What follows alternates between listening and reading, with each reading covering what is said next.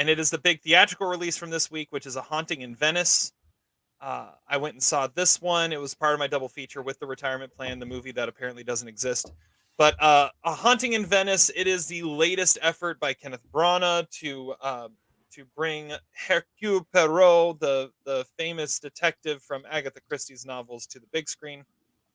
Previously, we had Murder on the Orient Express and then Death on the Nile. Now we have Haunting in Venice. And this is his best effort so far when playing Poirot, directing these movies.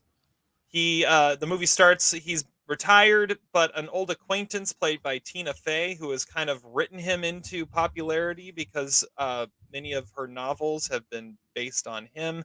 Basically, it's writing Agatha Christie into the story, even though it's not Agatha Christie. Her name is Ariadne Oliver.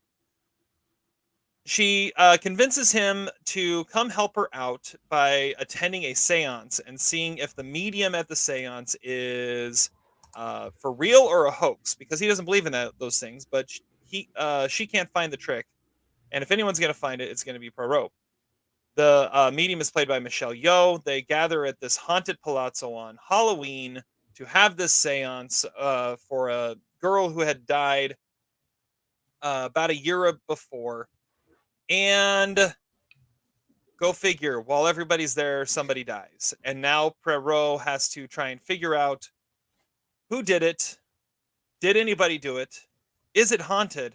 While also hearing things and seeing things as if it is haunted. So he's got to deal with his own reasoning. He's got to deal with a murder mystery and what is actually going on in this haunted house.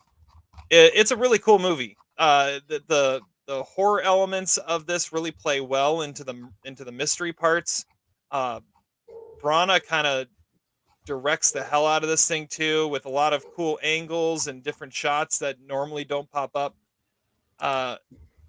It's one of the things I've noticed is as the Poirot movies have been going on, the casts have been getting less and less star-studded. Like, remember Murder on the Orient Express? There were like 10 recognizable names in that movie, and it kind of sucked. And then Death on the Nile, it scaled back a little bit, but there were still some stars in it.